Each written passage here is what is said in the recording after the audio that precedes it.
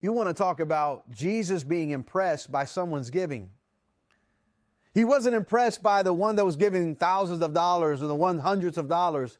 He was impressed by this widow, this lowly widow who had nothing. She came and gave a penny's worth of what she had. That's all she had to live on.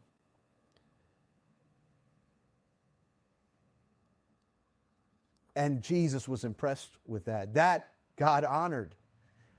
And I'm not saying that God isn't honoring the person that gives that kind of money, the other kind of money.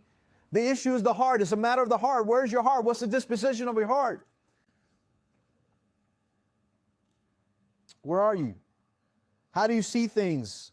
Are you seeing things God's way or your way?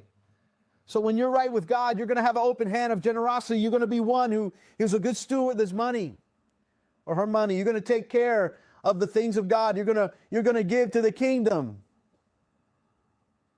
where moth and rust cannot get to it.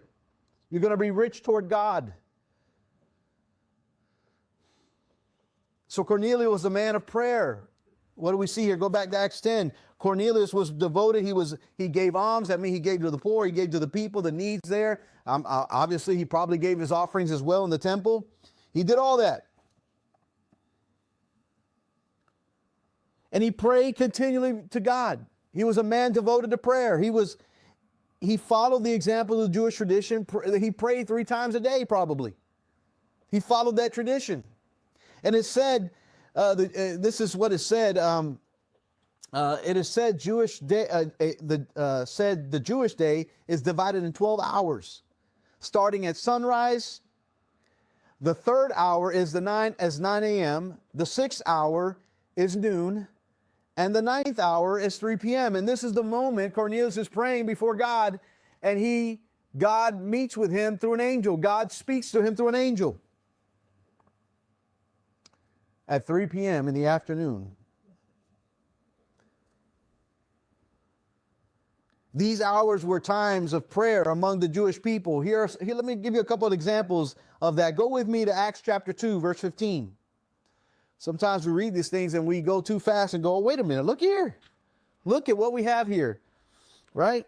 Go with me to Acts chapter 2. And Jesus is telling these people, this is the day of Pentecost. The disciples were all gathered in an upper room, and it was in the 3rd hour that this was happening.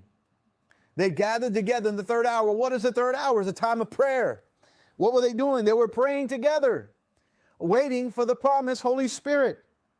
Look at verse 15 there, Acts chapter 2.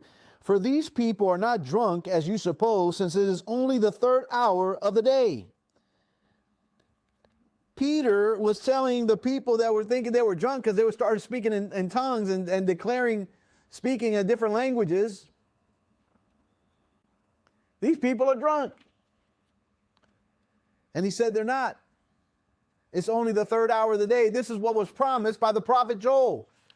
That in the last days I'm going to pour out my spirit and all flesh will prophesy, right? Oh man, God was doing something.